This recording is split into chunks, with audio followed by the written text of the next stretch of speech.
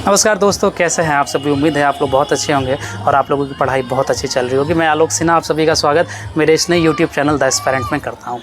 जैसा कि थंबनेल से देख के पता चल ही गया होगा कि मेरा आज का ये वीडियो किस टॉपिक पर है। जी हाँ, जैसा कि आपको पता भी है कि अभी हाल ही में SBI ने जो है कलर्स के लिए फर्स्ट वेटिंग लिस्ट जारी की है, जिसमें लगभग 1100 बच्चों का रिजल्ट हुआ है। ठीक है, अब इनमें से बहुत सारे बच्चे ऐसे हैं जो ऑलरेडी किसी जगह सिलेक्शन जिनका हो चुका है, जैसे IUPS क्लर्क में या RRB क्लर्क में। तो उन बच्चों के मन में डाउट है कि क्या किया जाए, सर SBI आ जाए या फिर जहाँ पर मैं जिस और बैंक में मेरा सिलेक्शन हुआ, जैसे PNB में, यूनाइटेड में, इन सब बैंक में मेरा सिलेक्शन हुआ, तो उसी में मैं रह जाऊँ कि SBI ज्वाइन करूँ या ना करूँ। ऐसा बहुत सारे लोग थे जिन्होंने मुझसे ये सवाल पूछा। तो मैं कोशिश करूँगा कि आपके इस सवाल का जवाब मैं आपको इस वीडियो के माध्यम से दे दूँ। वीडियो को पूरा देखेंगे तो आपके मन में जो भी कन्फ्यूज़न है मैं बिल्कुल यहाँ डिटेल में आपको बताऊँगा। कुछ जो मुख्य बिंदु होते हैं जिनमें मैं डिफ्रेंशिएट करूँगा SBI को और जो अदर नेशनलाइज्ड बैंक्स हैं उन सब बैंक्स में मैं आपको अंतर बताऊँगा और आपको ये चीज़ें क्लियर हो जाएगी कि आपको आगे लिए अपने लिए क्या करना है। और लास्ट में मैं खुद का डिसीजन भी दूंगा कि मैं यदि आपके जगह पर रहता तो क्या करता। ठीक है, इसलिए वीडियो को अंत तक जरूर देखेंगे। वीडियो में आगे बढ़ने से पहले मैं आप सभी को अपने बारे में और इस चैनल के बारे में थोड़ी सी बातें बता दूं कि मेरा नाम आलोक है और मैं बिहार का रहने वाला हूं। और साथ ही में मैंने जो है अभी फ़िलहाल मैं PNB क्लर्क में वर्क कर रहा हूं और कुछ और जॉब्स मैंने ली है, जो कि SSC CHSL 2018, LIC असिस्टेंट 2019 और SSC CGL 2019 में मुझे GSO का पोस्ट मिला था। ठीक है, अब बढ़ते हैं अपने वीडियो में आगे की तरफ बढ़ते हैं। जैसे मैंने बताया कि मैं कुछ बिंदुओं पर डिफ्रेंशिएट करूंगा अन्य बैंक्स को और SBI को। तो देखिए, सबसे पहले जो लोगों के मन में आता है कि वर्कलोड, कि सर वर्कलोड क्या होता है, SBI में वर्कलोड ज़्यादा होता है। तो भाई ऐसा कुछ नहीं होता। आप पहले अपने मन से बात निकाल दें कि आप SBI में जाएंगे तो आपको ज़्यादा वर्कलोड मिलेगा और अन्य बैंक्स में जाएंगे तो वर्कलोड बिल्कुल नहीं होगा। ऐसा नहीं होता। वर्कलोड इंटायरली डिपेंड करता है कि आपका ब्रांच कैसा है, आपका ब्रांच कहाँ है, किस लोकेशन पर है, कहाँ पर है वो ब्रांच, वहाँ पर सबसे पहले आया कि नहीं, वो आपका जो बैंक है वो उस डिस्ट्रिक्ट का लीड बैंक है कि नहीं। बहुत सारी चीज़ें हैं जो जिन पर वर्कलोड डिपेंड करता है। ठीक है, अब जैसे मैं अपनी बात कहूँ, हमारे यहाँ जो है PNB भी है और साथ में उसी के ऊपर SBI भी है। PNB हमारे यहाँ सबसे पहले खुला था, यूनाइटेड बैंक था जो बाद में PNB हो गया था।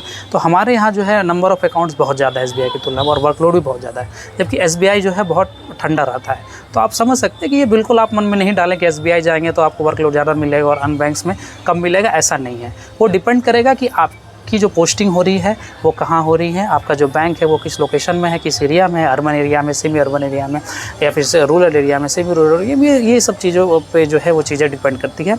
तो आप ये पहले इस बात को अपने मन से निकाल देंगे कि SBI में आप जाएंगे तो आपको ज़्यादा वर्कलोड मिलेगा। कहीं भी कलर्स को वर्कलोड जो है बहुत ज़्यादा नहीं होता है। जो टाइमिंग है कलर्स की वो 4:45 से 4:45 है। 4:45 तक यदि अपना काम आपने ख़त्म कर दिया है तो आपको रोकने के लिए कोई बात ही नहीं है। आप जो है अपना काम सटा करके जो भी है असिस्टेंट मैनेजर को बोल के आप जा सकते हैं। ठीक है, तो वर्कलोड पर मैंने बात बता दी। अब दूसरा चीज़ें जो होती है वो लोगों के मन में होती है सैलरी।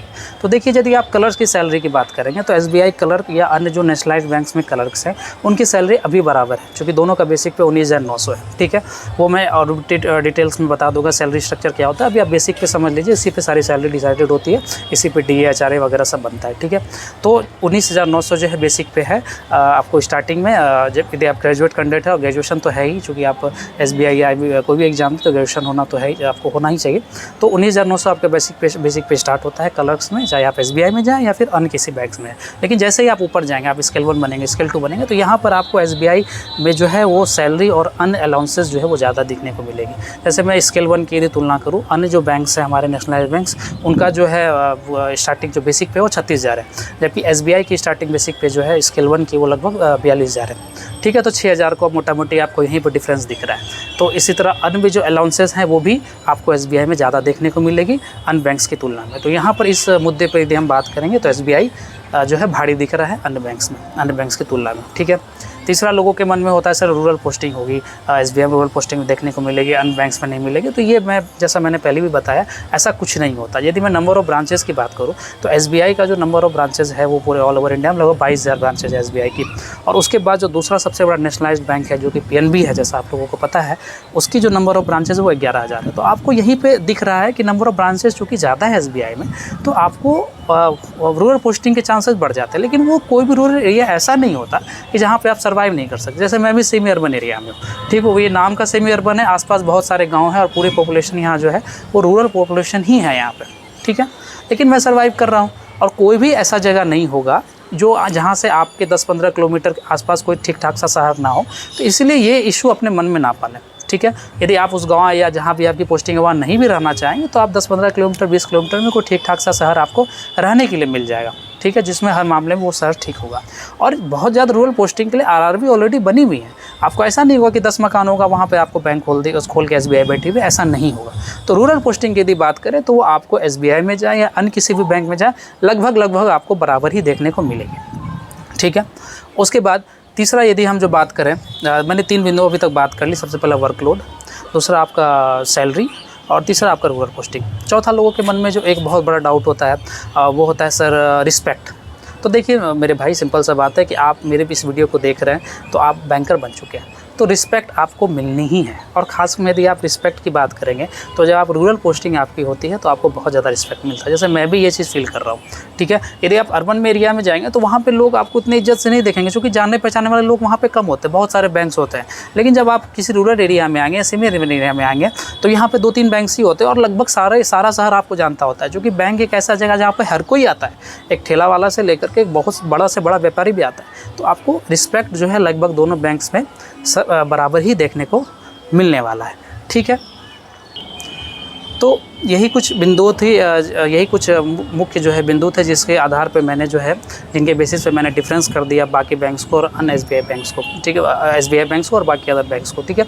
तो अब आप यदि मुझसे पूछें कि मैं आपकी जगह होता तो मैं क्या करता, तो यदि मेरा डिसीजन आप यदि सुने तो मेरे अनुसार से यदि आपका सिलेक्शन SBI में हो गया है तो आप चाहे किसी भी बैंक्स में और अदर क्यों नहीं है, एज ए क्लर्क यदि आप काम कर रहे हैं तो आपको बिना कुछ सोचे समझे SBI में आ जाना चाहिए। क्योंकि सिंपल सा बात है कि SBI जो है वो बहुत बड़ा बैंक है अन्य बैंक्स की तुलना में। यदि आप जो सेकेंड नेशनलाइज्ड बैंक है उनकी बात करें, PNB की जो हमारा बैंक है, तो यदि उसका मार्केट कैपिटलाइजेशन देखें, मार्केट कैपिटलाइजेशन आपको पता होगा कि क्या होता है, जो मैं अगर बता देता हूँ कि जो टोटल नंबर ऑफ शेयर्स होते हैं किसी बैंक के और प्राइस ऑफ 1 शेयर, यदि आप इसको मल्टीप्लाई कर देंगे तो मार्केट कैपिटलाइजेशन निकल जाता है। वो हर दिन बदलते रहता है।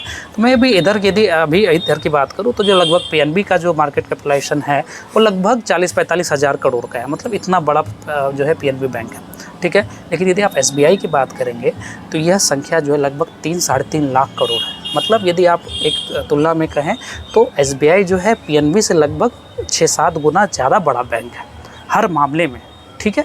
तो जब आप इतने बड़े संस्था में काम करते हो तो उसकी बात ही अलग होती है, उसका रिस्पेक्ट भी आपको थोड़ा सा ज़्यादा देखने को मिलेगा। और हालांकि एक चीज़ और भी है कि आपका एक, यदि मैं वर्क लाइफ बैलेंस की यदि बात करूं तो थोड़ा सा आपके साथ ऐसा होता है कि SBI में थोड़ा सा ज़्यादा हेक्टिक हो जाता है, लेकिन आप ऐसा नहीं कह सकते कि ये अन्य बैंक्स में नहीं है। लगभग सारे बैंक्स का जो कंडीशन है वो बराबर ही है, ठीक है। और आप एक चीज़ और मैं इसमें यदि ऐड करना चाहूँ कि आप यदि प्रमोशन एक्सपेक्ट की बात करें तो यहाँ पर थोड़ा सा होता है कि जो अन्य बैंक्स होते हैं, जो छोटे बैंक्स होते हैं, वहाँ की थोड़ी प्रमोशन पॉलिसी अच्छी होती है, मतलब वहाँ थोड़ा आप जल्दी प्रमोट हो जाएंगे। SBI में थोड़ा सा आपको आके जो है प्रमोशन लेने में टाइम लग सकता है, लेकिन ये इतना बड़ा इशू नहीं है, ठीक है। क्योंकि जब ज़्यादा बड़े बैंक में आप जाते हैं तो बहुत ज़्यादा वहाँ पे लोग आपको मिलेंगे जो कि आप ही के कैटर में काम कर रहे होंगे, तो ये सब चीज़ें होती है। लेकिन प्रमोशन वो जो चीज़ें हैं वो आपको आज से 10-15 साल बाद सोचने की चीज़ है, ठीक है। जो कि आप स्केल 1, स्केल 2, स्केल 3 यहाँ तक तो लोग इजीली बन जाता है, स्केल 4 तक भी बन जाता है।